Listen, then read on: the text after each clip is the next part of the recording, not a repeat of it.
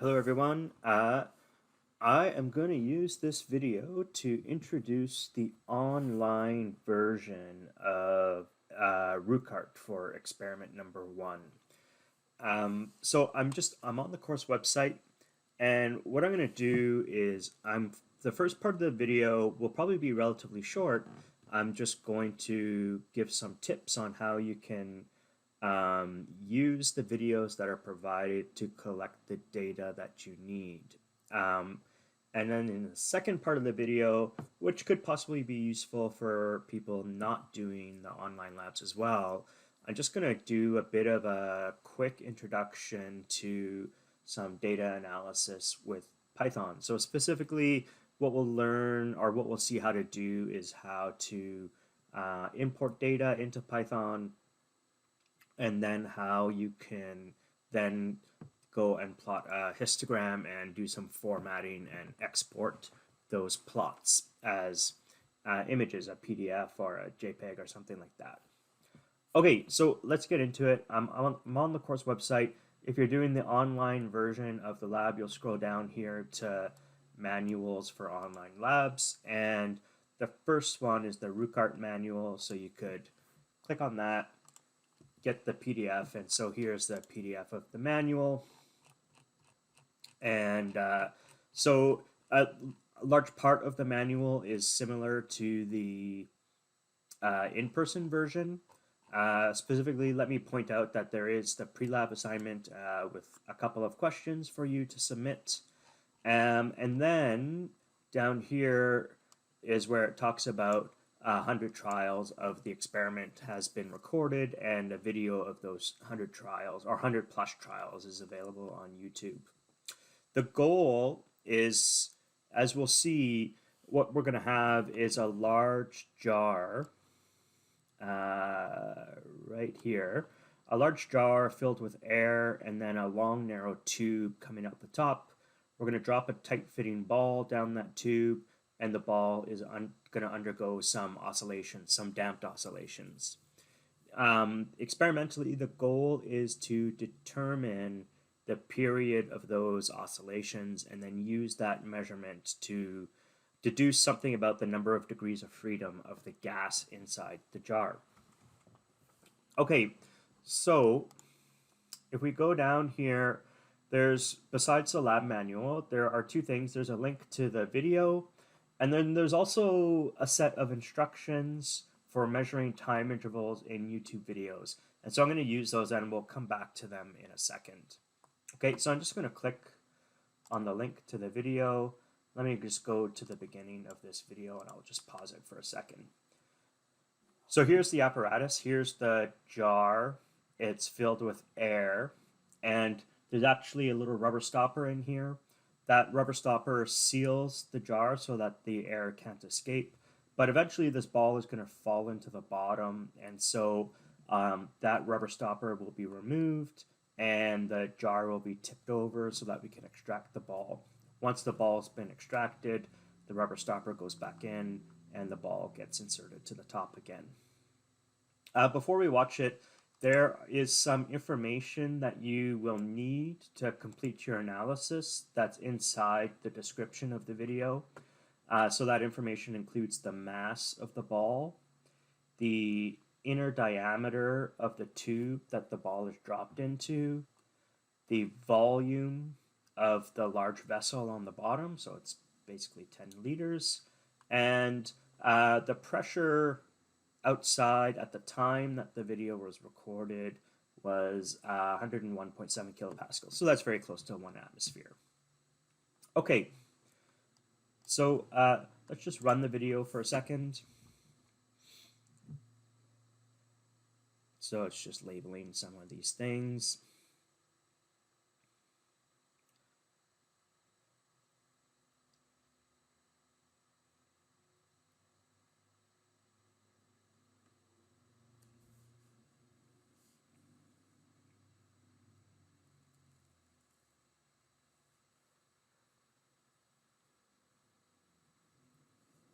Okay, so here's most of the video is this kind of framing where you're just looking at the ball in the tube. And so here's one trial. and you can see it oscillates back and forth many times. Now what we need to do, so there I just pulled out the rubber stopper and that caused the ball to fall into the vessel. What we need to do is we need to record the period of those oscillations. And so a period is, say, if you release the ball, maybe you wait for it to come to a stop at the bottom, and then it goes up, and then comes down and stops again. The time between those two stopping points is one period. It's better if you can measure multiple periods and then divide by however many there were. So for example, I'm going to recommend that you try to measure 3 periods and then divide that time by 3 in order to get the period of a single oscillation. Okay, so the rest of this video is just these trials over and over again. So I'll show you here is extracting the ball, put the rubber stopper back in, and start another trial. And so this will just go on over and over and over again. So I'm going to pause the video here, and I'm going to go back to the course website because there was one more thing, one more resource for us, and it was some tips on how you could measure periods in a YouTube video. And so here's what it says. Navigate to the video that you want to look at and stop the video at some point. And so we've actually already done that step. And then it says you can use the comma slash, less than sign to advance the video forward, or you can use the period and then greater than sign to advance the video backwards. And so these buttons will advance the video a single frame at a time. Okay, so you're going to use those keys to get to the desired frame, and then right-click the video and select Copy Debug Info. And so maybe before we read the next step, we'll do those first two. So what I'm going to do is I'm going to use those keys to advance the video a frame at a time. In fact, maybe I'll play it, and I'm going to stop the video at the moment that the next trial starts.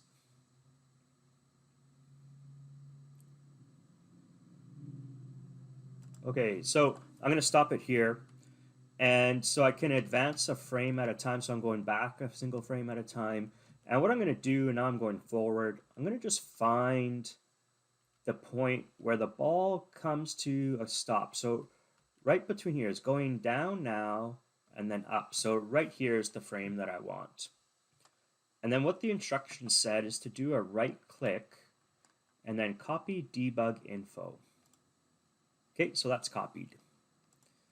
And now we'll go back to the instructions, and it says paste the copied text into an editor like Notepad and find the VCT entry. Okay, so I'm going to get Notepad,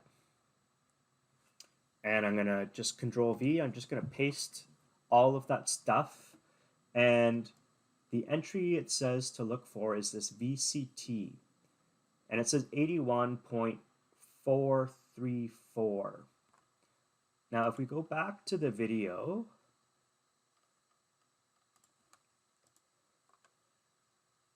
'81 point something, so 81 is 1 minute plus 21 seconds. So that's the time of this frame.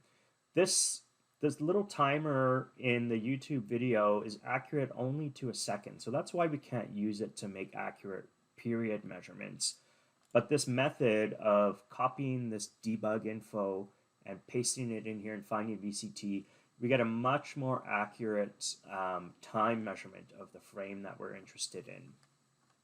Okay, and so what's the next set of instructions? We're going to repeat steps 2 to 4. So we're going to find a second frame of interest, copy the debug info and paste it and find the VCT value. And then we'll just take the difference of those two values to get the time interval. Okay, so here we are, we're at the bottom of an oscillation, and I'm just going to advance frame at a time. And so it goes up, and then it comes down. And so right here is about 1 period. And so I'm going to go up again, and then come back down. And right here is 2 periods. I'll go up again. I'm just using the period key to advance a frame at a time over and over again.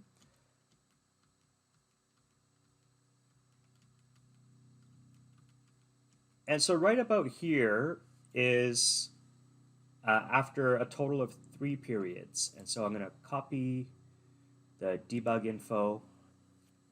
I'm going to go back to Notepad. Let's make a new tab, Control V. And so here's the VCT, 84.667. So if we go look at the timer, yeah, that makes sense. 60 seconds for 1 minute plus 24 is the 84. So if I took this 84.667, subtracted the 81.434, that's 3 times the period. And so I could divide that number by 3 after I take that difference, and that's the oscillation period.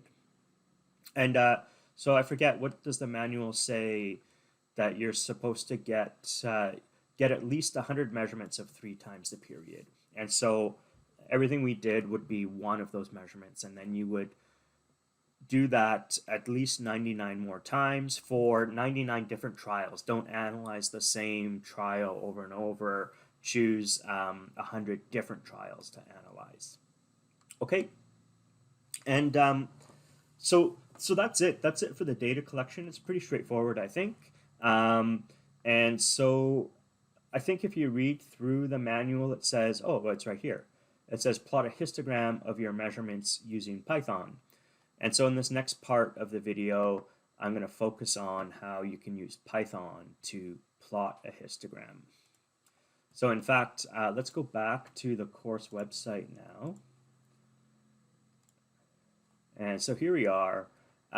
This next part of the video, what I'm basically going to reproduce is a lot of the things that are already shown here in this histogram example, but I'm just going to reproduce some of it and give a bit of a commentary as a way to introduce Python. Okay, so the way that I recommend that you use Python is via the UBC Jupyter Hub. And so there's a link here, you just click on it. Anyone with a UBC campus-wide login can use this resource. So I'm going to click on that. I'm just going to log in. And so here, I was playing with this already, but I'm just going to start a new notebook, and I'm going to do a Python 3 notebook. And so here we go. Okay, so the first thing you can do, one thing that's useful to know about Python is that if you want to write comments, you can just use $, and then you can write whatever you want. So this is a comment, and then you can say after that, so that comment won't execute as a line of code, but so I can add another comment and say, so here are some basic commands. And so what I might do is evaluate 3 plus 5 or something. And then if I want to, I could either run this by hitting this triangle button, or it's a little easier to just use a Shift Enter, and then I can evaluate that cell. So addition is pretty straightforward. Multiplication is also what you would think it would be. So a regular enter just makes a new line, and then multiplication is just a star symbol, and then Shift Enter is evaluate the cell. So 3 times 5 is 15. Okay, the raising to a power is a bit of a different notation.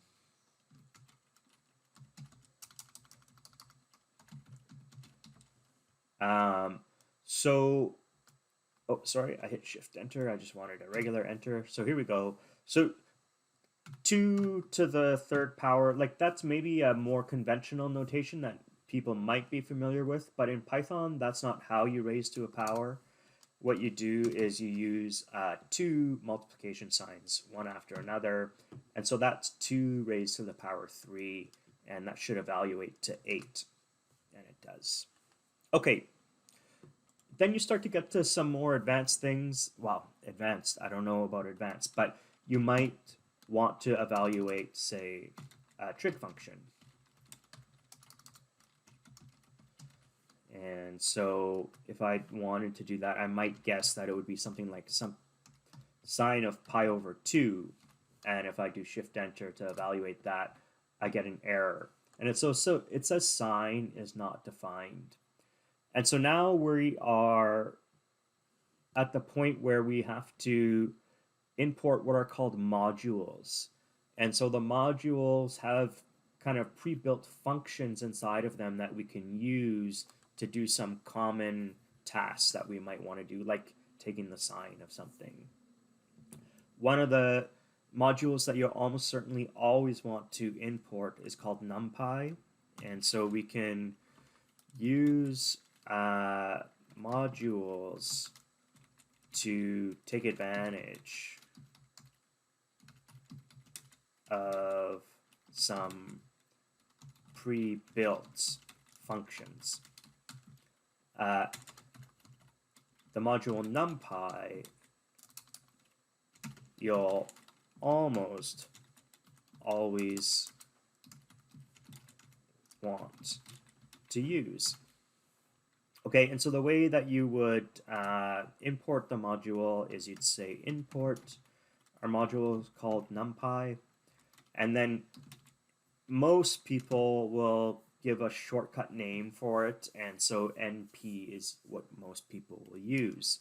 And so we can just do Shift Enter, and so that's it. Now we can use the functions that are included in Numpy. So Numpy includes pi. So the way we would do that is to use a function from Numpy, we would go np dot and then pi. And so that hopefully will evaluate to 3.14, and it does. And Numpy also has sine in it. So here's a trig function. Yeah, function. Okay, so we could do something like np.sine of np pi by 2, and so that should be 1. Okay, good. So that's a couple of like quick little things that we could take advantage of. What you're going to end up with in this first lab is a list of, say, 100 periods or 100 values of 3 times the period. And you might enter that into like a text file or something like that. And so Python has the ability to read data in from a text file. So we can use Python to read data from a file. In fact, I mean, what I really should say is we could use the Numpy module to read data from a file. So before we do that, I got to go back to the course website, and if we scroll down here, there is a text file. So I'm just going to, if I just click on it, you'll just see it's just a list of numbers that are just a single column list of numbers. So a number, and then enter to start a new line, type in a number, enter to start a new line, and so on. So I'm going to save this file. Maybe I'll just put it, it's already on my desktop, and so I'm just going to put it back on my desktop and I'll just replace it. Okay. And then if we go back to our Jupyter Hub, you can see there's this panel on the left, and it has a bunch of files. So these are a bunch of files that I've used recently. And so I'm just going to click on one and I'm going to delete a file. So what I'm going to try to do is read in the data from that text file. And so in order to do that, I have to make sure that the text file is uploaded to my Jupyter Hub. I had it there, I just deleted it. The way I could do it is I could simply grab it and drag it into here, and then it shows up. So seconds ago, I uploaded that file. Okay, and so once it's there, I can read its contents using another Numpy module, and that is called np.loadText.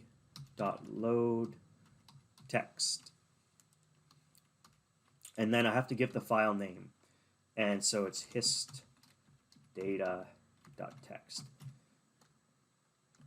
If the file you were trying to load data from was in a different folder, then I'd have to specify the folder it was in. But in this case, we don't need to do that. And I'm gonna call this something, so data is equal to this thing.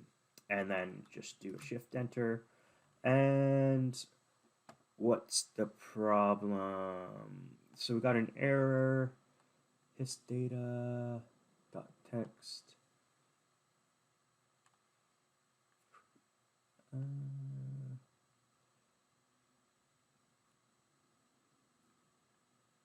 Oh, here we go. I typed it wrong. So I have to type the name of the function correct. And so it's load text txt without the E. And so if I fix that spelling, there it is. Okay, and so I can look at the contents of data simply by typing data and then do a shift enter. And so it's this big long array of numbers. All right, so that's fine. If I wanted to, say, look at the nth element,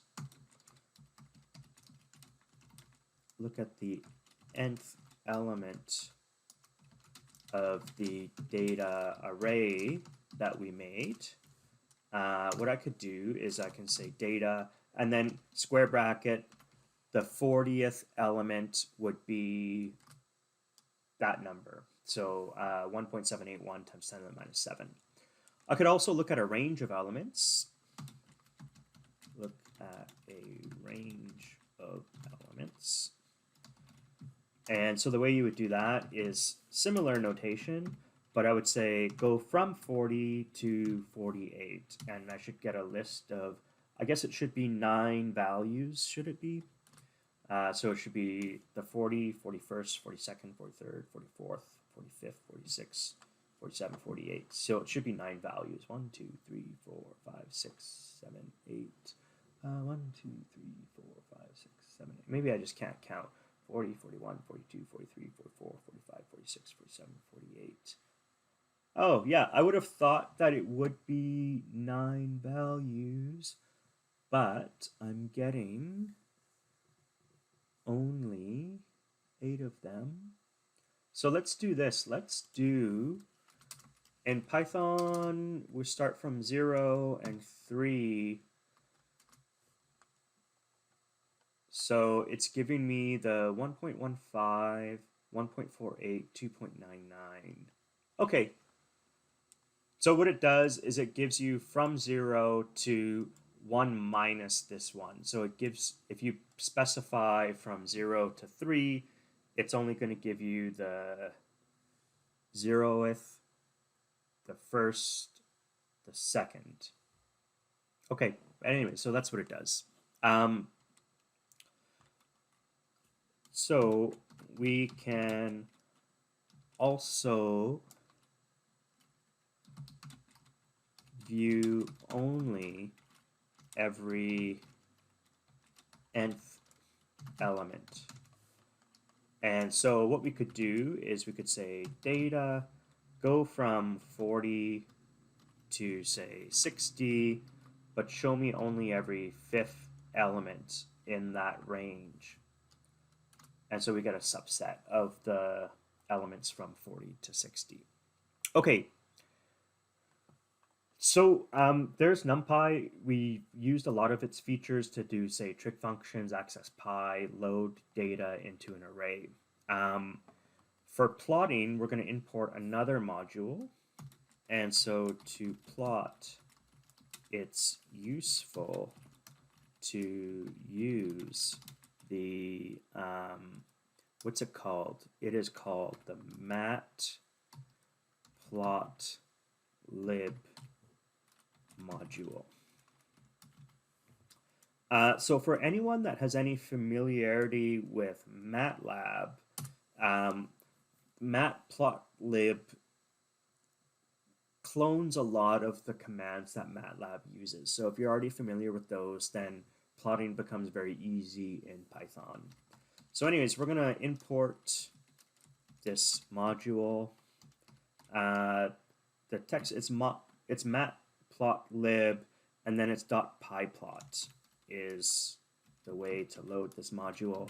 And then again, we're going to give it a shorthand name, PLT, for plot. Okay. And so we'll just go Shift Enter. And we can use matplotlib to create a histogram. Okay, so all it is PLT to access the module, and then the function we want is just hist for histogram, and then I'm just going to feed it our array of numbers that we call data, and we'll do Shift Enter, and we get a plot of our histogram. We also get some other things. We get an array, one array here that corresponds to the height of each of the bars in our histogram. So 123 is this one, 101 is that one, then 46. The other array we get is the boundaries of the different bins that we have. So the first bin starts at 0 and goes to 1.1 times 10 to the minus 7. And then the second bin goes from 1.1 times 10 to the minus 7 to 2.28 times 10 to the 7, and so on. So for these bin boundaries, there's one extra element in this array compared to the number of counts in each bin. Okay. So in addition to the histogram, we also get arrays of the number of counts in each bin and the boundaries of each bin. There's actually a third output, so if you see there's like an array separated by a comma, a second array separated by a comma, and then there's this bar container thing. We're not going to use it, but it's a third output. You can read about it if you're interested. Okay, so the other comment that I would make is that by default, Python or matplotlib or whatever you want to call it gives us a histogram with 10 bins. Now, of course, we can change that if we wanted to. And so the way we can change this with an option. And so I'll show you how to do that. We would do, let's define a variable, say n bins, the number of bins, and maybe we want it to be 15. And then what we could do is we could say plt.histogram, and then we'll feed it our array. That's what we did last time. And so now the options are, if we put n bins as a second option, that's going to set 15 bins. And then we could mess around with the color of our bar graphs. And so one of the colors that's available is light sky blue. and it's in quotations. And then here, our histogram doesn't have any indication of where the boundaries are if we have like overlapping regions of neighboring bins, but we could add an edge color,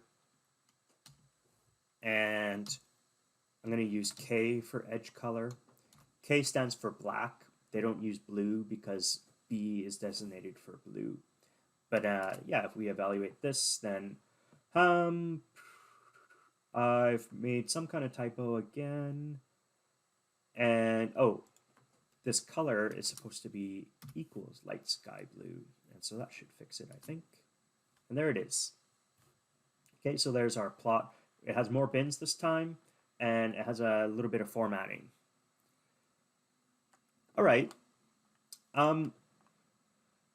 Sometimes what we might like to do is to take advantage of some of the data that's been given to us here. For example, the number of counts in each bin and the boundaries of these bins. And so we can do that. And so what I'm going to do is I'm actually just going to copy this again. So that's our command that would make the same plot. But now what I'm going to do is I'm going to say I want to capture the data that it's outputting. And the way that I can do it is the following, like this. There's three outputs, right? There's the first array, the second array, and then this thing that we're not going to use. But what I'm going to do is I'm going to designate the first array as counts, the second array as the edges, and then the one that we're not going to use I just called patches. Okay, and so what we can do is we can go Shift Enter, and now if I wanted to, or maybe I should just put a comment in here. So maybe I should put a comment and say we can load the data output into various variables separated by commas. And so then I could say here are the bin counts. And we called that counts. And so there they are. Those are the counts in each of our 15 bins. Okay. This histogram function told us the boundaries of the bins that we have. What we might want to do is to identify where the center of the bin is. Okay, and so we could calculate that. Let's calculate the positions of the bin centers. So the first thing I might do is figure out how wide each bin is. And so what I could do is use edges. And so edges 1 would be the right-hand edge of the first bin. And if I subtract that, if from that I subtract edges 0, that's the left edge of the first bin. And so that should be the bin width. Okay.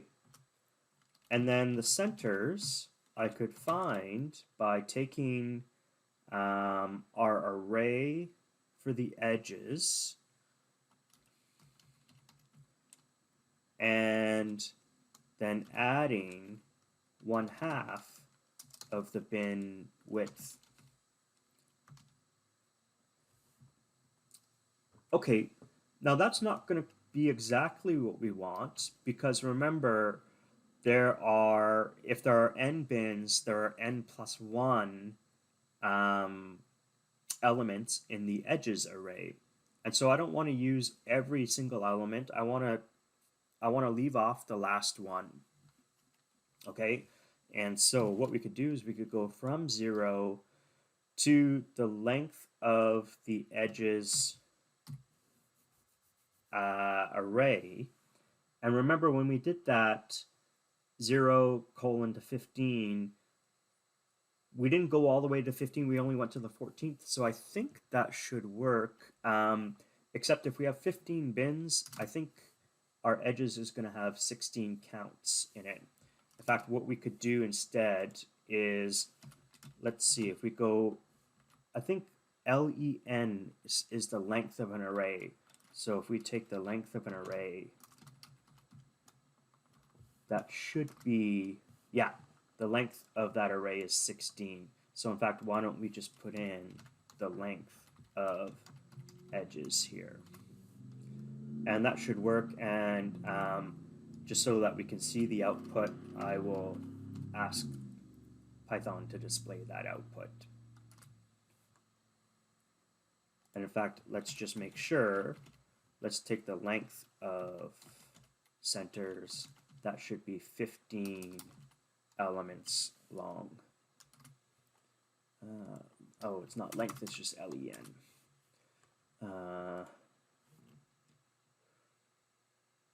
And so it's not square brackets, it's curly brackets. There we go. And so that is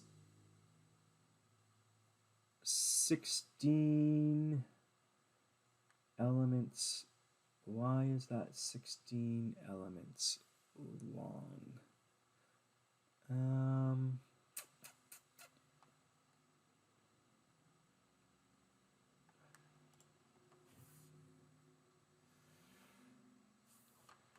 So what are the edges of this thing? It's 1.14 times 10 to the minus 6, and this is 1.1.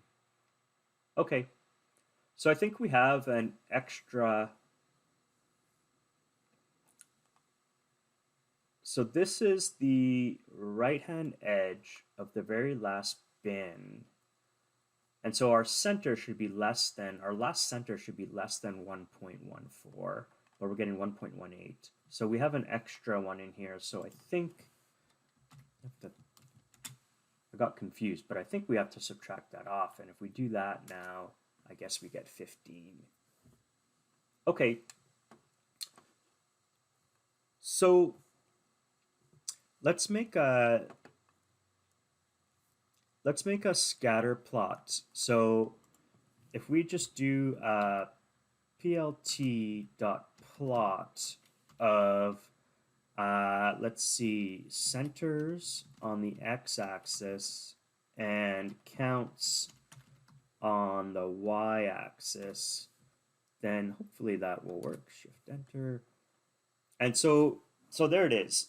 Now we want to have that be a scatter plot, and so let's do a black points, and then the dot I think is going to convert this to a scatter plot. Let's see what happens. There it is. Okay, good. And so there's more formatting we could do. We could say make the marker size equal to 12, and so there it is. Okay. And so what we might want to do is we might want to overlay this point plot. You could imagine we might calculate error bars, and so maybe there'd be error bars here, but I'm going to skip that for now. So what we could do is we could take our plot that we formatted for the histogram, we could recopy that over here, and so what we're going to attempt to do here is to overlay the histogram and scatter plots. Okay. And then all we have to do is to take our second plot command, and if we just follow it by the first one, I think they should be plotted together. And there they are. And so this confirms that we got the counts, of course, right. It also confirms that we got our bin centers calculated correctly. The last thing we can do here, I think we're going to try to save this image, but before we save it, let's add axes labels. There's lots of other formatting we can do, but let's be happy with our axes labels and then move on. And so the way that we're going to do it is we're just going to do plt, so that accesses the matplotlib module, and the command is xlabel. And so the xlabel might be like bin centers or something like that. And then we're going to have a plt dot y label, and that's going to be, say, the number of counts. And so there they are. There's our X label and our Y label. Okay, so I'm just going to copy all of this.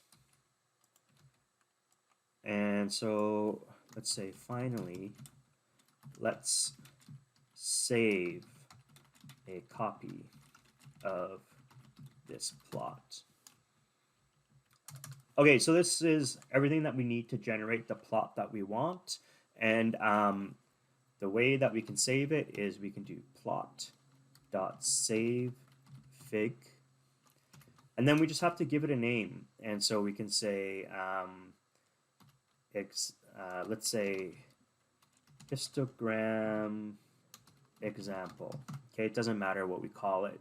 And then we have to give it an extension, and we could do PDF, or we could do EPS if you use encapsulated PostScript.